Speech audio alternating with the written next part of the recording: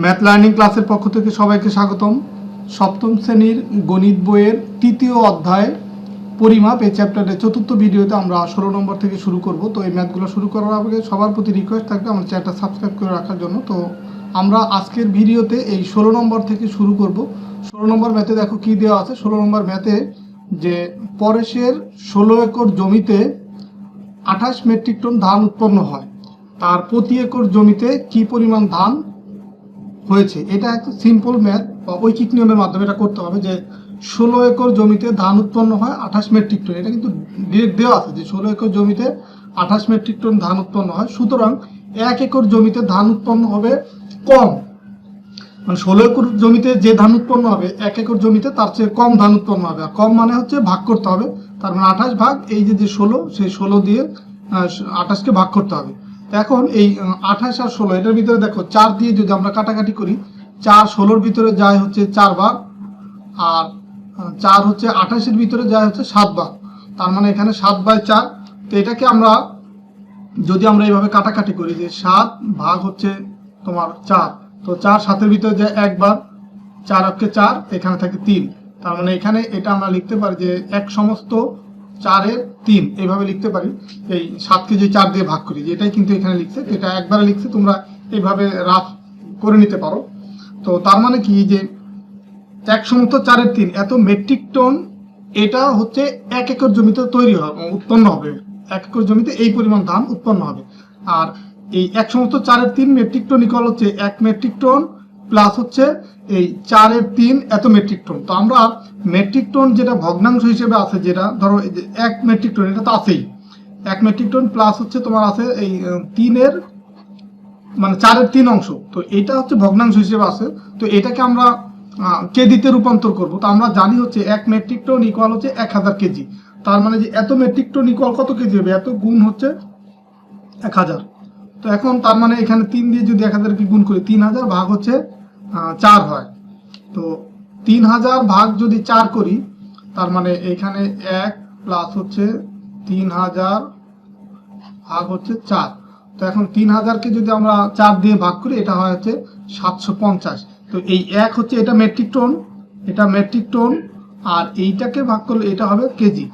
মানে 1000 দিয়ে যেহেতু এটাকে গুণ করছে মেট্রিক টনকে, তখন কিন্তু কেজি হয়ে গেছে। তার মানে যে 1 মেট্রিক টন 750 কেজি, এটা হচ্ছে 1 একর জমিতে এই পরিমাণ ধান উৎপন্ন হবে। তো এরপর আমরা 17 নম্বর ম্যাথে যাব। 17 নম্বর ম্যাথে দেখো, এটাও সিম্পল ম্যাথ যে একটি স্টিল মিলে 1 মাসে 20,000 মেট্রিক টন রড তৈরি হয়। তো 1 মাস কথাটার অর্থ কি? 1 মাস অর্থ হচ্ছে 30 দিন। তো 1 মাস বা 30 দিনে 20,000 মেট্রিক টন রড তৈরি হয়। ওই মিলে দৈনিক কি পরিমাণ রড তৈরি হয়, এটা ঐকিক নিয়ম যা আমরা জানি 1 মাস ইকুয়াল 30 দিন, এটা লিখে নিব। তো দেন হচ্ছে 30 দিনে রড তৈরি হয় 20,000 মেট্রিক টন, এই পরিমাণ রড তৈরি হয় 30 দিনে। সুতরাং একদিনে তৈরি হবে এই কম, আর 30 দিনে যা তৈরি হবে একদিনে তার চেয়ে 30 ভাগের 1 ভাগ হবে। তার মানে এটাকে 30 দিয়ে ভাগ করতে হবে, যে 20,000-কে 30 দিয়ে ভাগ করব। তো এটা যদি ভাগ করি, এই 1 শূন্য আর এই 1 শূন্য কাটাকাটি যায়, তার মানে 2000-কে 3 দিয়ে ভাগ করব। তো 2000-কে 3 দিয়ে ভাগ করি, 666 সমস্ত 3-এর 2 এত মেট্রিক টন হয়। তো এটা আগের মতো, এই পূর্ণ সংখ্যা যেটা আছে এটা হচ্ছে ডিরেক্ট মেট্রিক টন হবে, আর ভগ্নাংশ যেটা আছে প্লাস এই 2/3 মানে 3-এর 2 অংশ। তো এটাকে মেট্রিক টন থেকে যদি আমরা 1000 দিয়ে গুণ করি, যেহেতু আমরা জানি 1 মেট্রিক টন ইকুয়াল হচ্ছে 1000 কেজি, তো আমরা এই ভগ্নাংশ যেটা আছে সেটাকে আমরা কেজিতে রূপান্তর করব। আর কেজিতে রূপান্তর করার জন্য এই 2/3-কে 1000 দিয়ে গুণ করব। তো এখন এই উপরে 2000 ভাগ হচ্ছে 3 হবে। তো 2000-কে 3 দিয়ে ভাগ করলে আবার দেখো যে এত কেজি হয়, 666 সমস্ত 3-এর 2। এটাও আবার দেখো যে একটা পূর্ণ সংখ্যা আবার এই ভগ্নাংশ হয়ে যাচ্ছে, তার মানে ওটাকে আবার ভাঙবো, যে 666 মেট্রিক টন তো আগেই ছিল, প্লাস হচ্ছে 666 কেজি এখান থেকে পেলাম। এখন 2/3 কেজি, যেটা এই 2/3 এটা আছে কেজি। তো এটা যেহেতু একটা ভগ্নাংশ, এটাকেও আমরা আবার পূর্ণ সংখ্যায় নেওয়ার জন্য আমরা জানি হচ্ছে 1 কেজি ইকুয়াল হচ্ছে 1000 গ্রাম। তো এটাকে আবার আমরা 1000 দিয়ে গুণ করবো, এই 1000 দিয়ে গুণ করবো, তার মানে আবার 2000 ভাগ 3 হবে। তো 2000 ভাগ 3 করলে আবার সেটা গ্রামে চলে আসবে। গ্রামে আসার পরে দেখো আবার এই যে ভগ্নাংশ হিসেবে আসছে, মানে পূর্ণ সংখ্যা আবার ভগ্নাংশ আছে 666 সমস্ত 3-এর 2। তো এই গ্রামের পরে আর আমরা ভাঙতে পারবো না, তো আমরা এটাকে এই পর্যন্তই রেখে দিব। তার মানে এটা টোটাল উৎপাদন হবে একদিনে হচ্ছে একদিনে উৎপাদন হবে কত? 666 মেট্রিক টন, 666 কেজি এবং 666 সমস্ত 3-2 গ্রাম রড। এটা হচ্ছে একদিনে ওই মিলে তৈরি হবে। তো এরপর 18 নম্বর ম্যাথ আছে কি যে এক ব্যবসায়ী কোনো একদিন 20 কেজি 400 গ্রাম ডাল বিক্রয় করে, মানে একদিনে সে বিক্রয় করে 20 কেজি 400 গ্রাম ডাল। ওই হিসাবে মানে এই হিসাবে কি পরিমাণ ডাল তিনি এক মাসে বিক্রয় করে, মানে একদিনে বিক্রয় করে এই পরিমাণ, তো 30 দিনে বিক্রয় করবে 30 গুণ বেশি। আগের ম্যাথগুলোর বিপরীত, আগে ছিল যে 30 দিনে উৎপাদন এত, একদিনে কত, তো এটা ভাগ করছে, আর এটা করতে হবে গুণ, যে আমরা জানি এক মাস ইকুয়াল 30 দিন। তো এখন আমরা যেটা দেওয়া আছে যে একদিনে ডাল বিক্রয় হয় 20 কেজি 400 গ্রাম, তো সুতরাং 30 দিনে ডাল বিক্রি হয় এইখানে যেটা ছিল তার 30 গুণ বেশি, তার মানে 30 দিয়ে গুণ করবে। দেখো এটা 30 দিয়ে গুণ করছে। এখন এইখানে দুইটা ইউনিট আছে, একটা আছে কেজিতে আর একটা আছে গ্রামে। তো কেজিটাকে আমরা যদি গুণ করি 30 দিয়ে, মানে দুইটাকে আলাদা আলাদাভাবে গুণ করবো, এই 20-কে 30 দিয়ে গুণ করলে ডিরেক্ট হয় কত? 600 কেজি। তো দুইটা শূন্য, যে শূন্য আর এই শূন্য, দুইটা শূন্য আর 3 দুগুণ 600 কেজি। আর এই 400 গ্রামকে 30 দিয়ে যদি গুণ করি, 3টা শূন্য আর পাবো কি 3-4 12, তার মানে 12,000 গ্রাম। তো এখন দেখো আমরা জানি যে 1000 গ্রাম হচ্ছে 1 কেজি, তো আর 600 কেজি যেটা আছে সেটা তো ঠিকই থাকবে। তো আর বাকি যেটা যে 1000 গ্রাম ইকুয়াল হচ্ছে 1 কেজি, তার মানে যে 12,000 গ্রামকে যদি আমরা 1000 দিয়ে ভাগ করি তখন কিন্তু তোমার এই গ্রাম থেকে কেজি হয়ে যাবে। যেহেতু এই 12,000 এটা হচ্ছে একটা বড় সংখ্যা, এই কারণে আমরা 1000 দিয়ে ভাগ করলে কেজি হয়ে যাবে। তো 12,000কে যদি আমরা 1000 দিয়ে ভাগ করি, এই 3 শূন্য আর এই 3 শূন্য কাটাকাটি যাবে, থাকবে কত? 12। তার মানে 600 কেজি প্লাস হচ্ছে এইখানে আসবে 12 কেজি। তো 12 কেজি আর 600 কেজি যদি যোগ করি 612 কেজি, এটা হবে তার 30 দিনে বা 1 মাসে এই পরিমাণ ডাল সে বিক্রয় করবে। তো এইভাবে যদি কোনো ম্যাথে তোমার যে কোনো দিন সংখ্যা বের করতে বলুক, 30 দিন বলুক বা তোমার 60 দিন বলুক, 50 দিন বলুক, 20 দিন বলুক, যদি তুমি একদিনের প্রোডাকশন দেওয়া আছে যেহেতু, তো একদিন থেকে তুমি যে কোনো দিন তুমি এটা বের করতে পারবা। তো এরপর আমরা 19 নম্বর ম্যাথে যাবো যে এক খণ্ড জমিতে 20 কেজি 850 গ্রাম সরিষা উৎপন্ন হয়, 20 কেজি 850 গ্রাম। অনুরূপ 7 খণ্ড জমিতে মোট কি পরিমাণ সরিষা উৎপন্ন হয়? এটা কিন্তু ওই আগের ম্যাথের মতো, যে এক খণ্ড জমিতে সরিষা উৎপন্ন হয় 20 কেজি 850 গ্রাম, তাহলে 7 খণ্ড জমিতে সরিষা উৎপন্ন হবে এই এক খণ্ড যে যা হয় তার 7 গুণ বেশি, তার মানে এটাকে গুণ করবো 7 দিয়ে। এখানেও দেখো দুইটা ইউনিট, একটা কেজি আর একটা আছে গ্রাম, তার মানে দুইটাকে আলাদা আলাদাভাবে গুণ করবো। 20কে যদি 7 দিয়ে গুণ করি, এটা আছে কি 7 দুগুণে 14, মানে 140 কেজি। আর 850 কেজি 7 দিয়ে গুণ করি 5950, তাকে এখানে গ্রাম আছে বিদায় গ্রাম, আর এখানে কেজি আছে বিদায় কেজি, তার মানে 140 কেজি। এই যে এটা এখানে কিন্তু প্লাস ছিল না, তো এই 140 কেজি 5950 গ্রাম। তো এটাকে আমরা এই কেজিটাকে যদি আলাদা করে ফেলি, 140 কেজি প্লাস হচ্ছে এই এত কেজি, প্লাস হচ্ছে এত গ্রাম। তো গ্রাম থেকে যখন আমি কেজিতে নিব, এটা যেহেতু একটা বড় সংখ্যা আর আমরা জানি হচ্ছে 1000 গ্রাম ইকুয়াল হচ্ছে 1 কেজি, তার মানে এটাকে আমরা 1000 দিয়ে ভাগ করলে এই গ্রাম থেকে কেজিতে রূপান্তর হবে। দেখো এই যে 1000 গ্রাম ইকুয়াল হতে এত কেজি, তার মানে 1 গ্রাম ইকুয়াল কত হবে? 1 গ্রাম ইকুয়াল হবে 1/1000। আর এখানে যদি ধরো যে 5950 গ্রাম ইকুয়াল কত হবে? 1 গুণ হচ্ছে 5950 ভাগ হচ্ছে 1000। তো এটা একবারে এই ভাগটা করছে। তো 5950 কে 1000 দিয়ে ভাগ করি, তার মানে এখানে হয় হচ্ছে তোমার এই 5.950 হবে। তার মানে এটা এই যে এরকম হবে যে 5.950, এটা হচ্ছে এত তোমার কেজি হবে। তো এত কেজি মানে কি তোমার এই যে এই 5 যেটা পূর্ণ সংখ্যা, এটা হবে কেজি। আর এটা যেহেতু দশমিক চলে আসছে, এটা হচ্ছে কেজির পরে আছে কি গ্রাম। এই কেজি যেহেতু এটাও কিন্তু তোমার যে 5 কেজি প্লাস হচ্ছে 0.950 এত কেজি। এখন এটা যেহেতু দশমিক, তো এটাকে আমার পূর্ণ সংখ্যা নেওয়ার জন্য এটাকে আবার আমরা জানি 1 কেজি ইকুয়াল কত? 1 কেজি ইকুয়াল 1000 গ্রাম। তো এটাকে আবার এইটুকুকে 1000 দিয়ে গুণ করবো।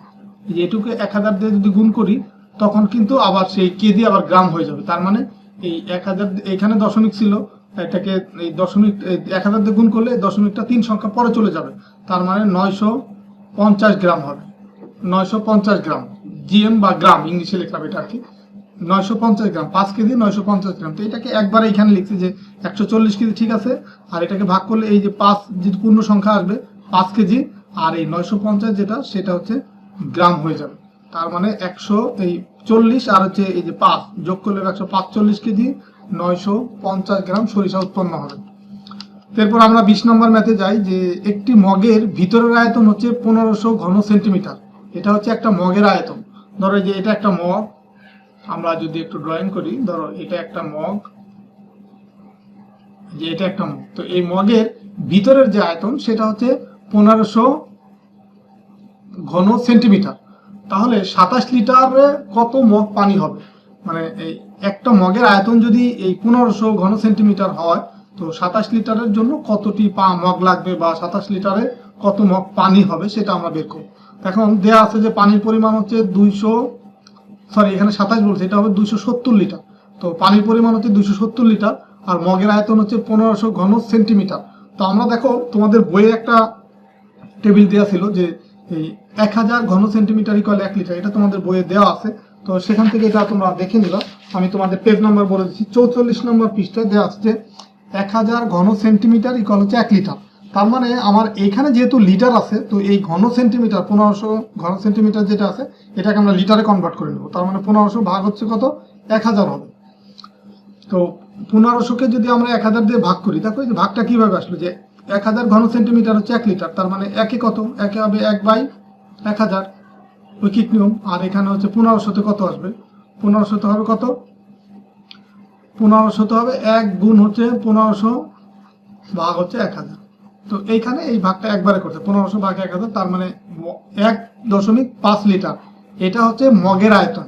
তো দেখো যে 1.5 লিটার পানি ধরে একটি মগে। এই যে মগের আয়তন যেহেতু তোমার 1.5 লিটার, মানে 1500 ঘন সেন্টিমিটারকে লিটারে কনভার্ট করে আমরা পেলাম হচ্ছে 1.5 লিটার। এটা হচ্ছে মগের আয়তন। তার মানে 1.5 লিটার পানি ধরে একটি মগে, 1 লিটার পানি ধরবে, মানে এই 1.5 লিটার পানি যদি একটি মগে ধরে, তাহলে শুধু 1 লিটার পানির জন্য মগ আরো খালি থাকবে। তার মানে 1/1.5, তার আর 270 লিটার পানি ধরে কয়টা মগে, এটা মগের সংখ্যা আরো বাড়বে। তো বাড়বে মানে হচ্ছে গুণ করতে হবে, যে 270, যে 1 গুণ 270, আর নিচে আসবে 1.5। তার মানে এটাকে এইভাবে লেখা যায়, 1 গুণ 270, আর নিচে আসবে কত, 1.5। এখন এই দশমিকটা যদি তুলে দেই, উপরে আসবে কত, 10। এখন আমরা যে এটা যদি কাটাকাটি করি, দেখো যে এখানে 5 দিয়ে যদি কাটাকাটি করি, এটা হবে 3 আর এটা হবে 2, আর 3 দিয়ে যদি 270কে কাটাকাটি করি, 3 নং 27, আর এই শূন্যটা এখানে চলে আসবে, আর 90 আর 2 যদি গুণ করি 180টি মগ। তার মানে এই 270 লিটার পানির জন্য তোমার 270 লিটার পানি এই 180টি মগ প্রয়োজন হবে, বা 180 মগ পানি হবে 270 লিটারে। এরপর আমরা 21 নম্বর ম্যাথে যাব। 21 নম্বর ম্যাথ দেখো, এখানে দেওয়া আছে কি, যে এক ব্যবসায়ী কোনো একদিন 18 কেজি 300 গ্রাম চাল এবং 5 কেজি 750 গ্রাম লবণ বিক্রয় করে। ওই হিসাবে মাসে কি পরিমাণ চাল ও লবণ বিক্রয় করে? তো এই টাইপের ম্যাথ কিন্তু আমরা আগে করছি। এই 18 নম্বর যে ম্যাথ, এটা হচ্ছে একদম হুবহু একই নিয়ম, যেখানে আমরা 1 মাস ইকুয়াল হচ্ছে 30 দিন আমরা জানি লিখে নেব। দেন হচ্ছে আমরা চালের পরিমাণ আলাদাভাবে বের করব এবং ডালের পরিমাণ আলাদা বের করবো, দেন দুইটা যোগ করে দেব। যেমন তারপরে একদিনে চাল বিক্রয় করে 18 কেজি 300 গ্রাম, তো 30 দিনে বিক্রয় করবে এর 30 গুণ, তার মানে এটাকে ব্র্যাকেট দিয়ে গুণ করব 30 দিয়ে। আর কেজি আর গ্রাম যেহেতু আছে, কেজিকে 30 দিয়ে আলাদাভাবে গুণ করবো, 18 গুণ 30, এটাকে গুণ করলে হবে হচ্ছে তোমার, যদি এইভাবে আমরা রাগ করে নেবে, এটা যেহেতু আলাদা করে করতে হবে, এটা দিয়ে গুণ করব 3 18 54, তার মানে 540 কেজি হবে। আর এই 300কে যদি 30 দিয়ে গুণ করি, 3 3 9 আর 3টা 0, এত গ্রাম। তো গ্রামকে আবার কেজিতে নিতে হবে, তার মানে 1000 দিয়ে ভাগ করব। আমরা জানি হচ্ছে 1000 গ্রাম 1 কেজি। তো সুতরাং এই গ্রামকে যখনই আমরা কেজিতে নেব 1000 দিয়ে ভাগ করব। তো 1000 দিয়ে ভাগ করলে দেখো এটা পাবো হচ্ছে 9 কেজি, তার মানে 540 আর 9 যোগ করলে হবে 549 কেজি, এটা হবে চাল। আর আবার সেম ভাবে একদিনে লবণ বিক্রয় করো হচ্ছে তোমার 5 কেজি 750 গ্রাম, 30 দিনে বিক্রয় করবে 30 গুণ বেশি, তো এটাকে গুণ করলে 5 30 150 কেজি হচ্ছে পাবো। আর এই 750কে 30 দিয়ে গুণ করলে পাবো 22,500 গ্রাম। তো এটাকে 1000 দিয়ে ভাগ করলে আমরা পাবো 22 কেজি।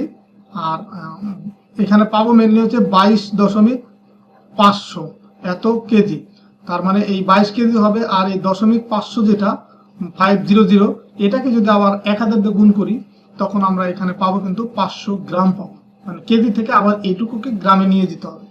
তার মানে একবার আমরা এখানে লিখে দিচ্ছি 22 কেজি 500 গ্রাম। তার মানে এই 150 আর হচ্ছে 22 যদি যোগ করি 172 কেজি 500 গ্রাম। তার মানে তিনি মাসে তোমার এই 549 কেজি চাল এবং 172 কেজি আর 500 গ্রাম লবণ বিক্রয় করে। তো এইভাবে করে একাধিক প্রোডাক্ট, 2টা 3টা এভাবে চাইলে এভাবে করে করতে হবে। আর একটা হলে তো শুধু ম্যাথের ওই প্রোডাক্টের বা ওই পণ্যটা বের করলেই হবে। তো এরপর আমরা 22 নম্বর ম্যাথটা করবো। 22 নম্বর ম্যাথে দেখো দেওয়া আছে যে কোনো পরিবারে দৈনিক 1.25 লিটার দুধ লাগে। প্রতি লিটার দুধের দাম 52 টাকা হলে ওই পরিবারে 30 দিনে কত টাকার দুধ লাগবে? তো একদিনে এই পরিমাণ দুধ লাগে, মানে দৈনিক মানে হচ্ছে একদিন। তো একদিনে যেহেতু 1.25 লিটার দুধ লাগে, তো আগে বের করতে হবে 30 দিনে কতটুকু দুধ প্রয়োজন হয়। দেন আমরা বের করবো যে 1 লিটার দুধের দাম এত, আর এই টোটাল 30 দিনে যতটুকু দুধ লাগবে তার দাম কত সেটা বের করবো। তো সেম এই যে দেখো সমাধান, একদিনে দুধ লাগে হচ্ছে 1.25 লিটার। তো 30 দিনে 30 গুণ বেশি দুধ লাগবে, তার মানে 1.25 গুণ হচ্ছে 30। তো এটাকে গুণ করলে আমরা পাবো হচ্ছে 37.5 লিটার। এটা হচ্ছে একটা পরিবারের 30 দিনে এই পরিমাণ দুধের প্রয়োজন হয়। তো আমরা জানি দেয়া আছে যে 1 লিটার দুধের দাম হচ্ছে 52 টাকা। তো সুতরাং এই 37.5 লিটার দুধের দাম কত? এই 52 গুণ 37.5। তো এটা দিয়ে গুণ করলে আমরা পাবো 1950 টাকা। তার মানে 30 দিনে 1950 টাকার দুধ প্রয়োজন হবে। তো এরপরে আজকে ভিডিওর লাস্ট যে ম্যাথ, যে একটি আয়তাকার বাগানের দৈর্ঘ্য ও প্রস্থ যথাক্রমে 60 মিটার এবং 40 মিটার, এর ভিতরে চতুর্দিকে 2 মিটার চওড়া রাস্তা আছে, রাস্তাটির ক্ষেত্রফল নির্ণয় করো। দেখো এই যে এটা হচ্ছে টোটাল হচ্ছে আয়তাকার বাগান। এই যে এখান থেকে এই চতুর্দিকে ঘুরে যেটা এই বাইরের দিকে যেটা আছে এটা হচ্ছে তোমার একটা আয়তাকার বাগান। তো এই বাগানের ভিতরের দিকে আবার 2 মিটার চওড়া রাস্তা আছে, আর বাগানের দৈর্ঘ্য হচ্ছে 60 মিটার আর প্রস্থ হচ্ছে 40 মিটার। এর ভিতরের রাস্তাটির ক্ষেত্রফল, মানে এই শুধু এই রাস্তা এইটুকুর যে ক্ষেত্রফল চারদিকে ঘুরিয়ে এটা বের করতে বলছে। তো এটা বের করার জন্য আমাকে রাস্তা সহ ক্ষেত্রফল বের করতে হবে আগে। দেওয়া আছে রাস্তা সহ আয়তাকার বাগানের দৈর্ঘ্য হচ্ছে 60 মিটার, প্রস্থ হচ্ছে 40 মিটার। এখন রাস্তা সহ বাগানের ক্ষেত্রফল আমরা জানি কি, আয়তাকার ক্ষেত্রফল ইকুয়াল আমরা জানি দৈর্ঘ্য গুণ প্রস্থ। তার মানে এই দৈর্ঘ্য গুণ প্রস্থ, দৈর্ঘ্য হচ্ছে 60, প্রস্থ হচ্ছে 40, এত বর্গ মিটার। তার মানে এটাকে গুণ করলে 4 6 24 আর 2টা শূন্য, মানে 2400 বর্গ মিটার। এটা হচ্ছে রাস্তা সহ ক্ষেত্রফল। আর রাস্তা বাদে বাগানের দৈর্ঘ্য কত হবে, তো এটা একটু বুঝো তোমরা আগে। দেখো এখানে দেওয়া আছে এইখান থেকে এই পর্যন্ত দৈর্ঘ্য দেওয়া আছে 60 মিটার। এখন রাস্তার জন্য এখান থেকে বাদ যাবে, দেখো যে এই পরিমাণ মানে 2 মিটার বাদ যাবে, আবার এখান থেকে বাদ যাবে এই যে 2 মিটার। তো এখানে 2 মিটার বাদ, এখানে 2 মিটার বাদ। তার মানে রাস্তা বাদে বাগানের দৈর্ঘ্য হবে 60 মাইনাস এই 2 যোগ 2, মানে 60 মাইনাস 4। তো এটাকে এইভাবে লিখছে যে রাস্তা বাদে বাগানের দৈর্ঘ্য হচ্ছে 60 মাইনাস 2 যোগ 2ও লেখা যায়, আবার 2 গুণ 2ও লেখা যায়। মানে দুই দিকে 2 2 আছে, তার মানে 2কে 2 দিয়ে গুণ করলে হয়, আবার বাম পাশে 2 ডান পাশে 2 যোগ দিলেও হয়, একই কথা। এখানে যোগও দিতে পারো, গুণও দিতে পারো। 2 আর 2 যোগ করলেও 4 হবে, 2 আর 2 গুণ করলেও 4 হবে, তার মানে 56 মিটার। সেম ভাবে দেখো প্রস্থটার দিকেও খেয়াল করো। এই যে প্রস্থ আছে, প্রস্থর বেলায় কিন্তু তোমার এই যে এখান থেকে 2 মিটার বাদ যাবে, আবার এখান থেকে 2 মিটার বাদ যাবে, মানে এখানে 2 মিটার আবার এখানে 2 মিটার বাদ যাবে। তার মানে প্রস্থ 40 থেকে এই 4 মাইনাস হবে। তো এটাও সেম ভাবে আমরা যে রাস্তা বাদে বাগানের প্রস্থ হবে 40 মাইনাস এই 2 গুণ 2 বা 2 যোগ 2, এটা আমরা লিখবো, তার মানে 36 মিটার পাবো।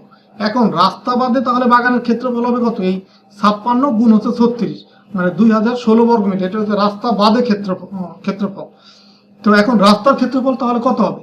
মানে রাস্তা সহ যে ক্ষেত্রফল সেটা থেকে রাস্তা বাদে ক্ষেত্রফল যদি আমরা বাদ দিয়ে দিই, তো রাস্তার ক্ষেত্রফলটা আমরা পাবো। দেখো এই যে এখানে ফিগার দিয়ে খেয়াল করো, এই যে রাস্তা সহ যে ক্ষেত্রফল এই চারদিকে ঘুরিয়ে সেটা হচ্ছে যা আছে, তার থেকে যদি আমরা এই ভিতরের এই ক্ষেত্রফলটা যদি বাদ দিয়ে দিই, তাহলে আমরা যে রাস্তার এই এরিয়াটুকু বা এই ক্ষেত্রফলটুকু পাবো। তো এখানে তাই করছে যে রাস্তা ক্ষেত্রফল ইকুয়াল হচ্ছে রাস্তা সহ বাগানের ক্ষেত্রফল থেকে রাস্তা বাদে বাগানের ক্ষেত্রফল, এটা যদি মাইনাস করে দিই আমরা রাস্তার ক্ষেত্রফল পাবো। আর সেটা হচ্ছে 2400 মাইনাস 2016, তার মানে 384 বর্গ মিটার। এটাই হচ্ছে তোমার এই ম্যাথের যে রাস্তার যে ক্ষেত্রফল যেটা বের করতেছে, এটাই হচ্ছে অ্যান্সার। তো আশা করি তোমরা এই ম্যাথগুলো বুঝতে পারছো। আজকে ভিডিওর মাধ্যমে আমরা বেশ কয়েকটা ম্যাথ তোমাদেরকে দেখানোর চেষ্টা করলাম বা বুঝিয়ে দিলাম।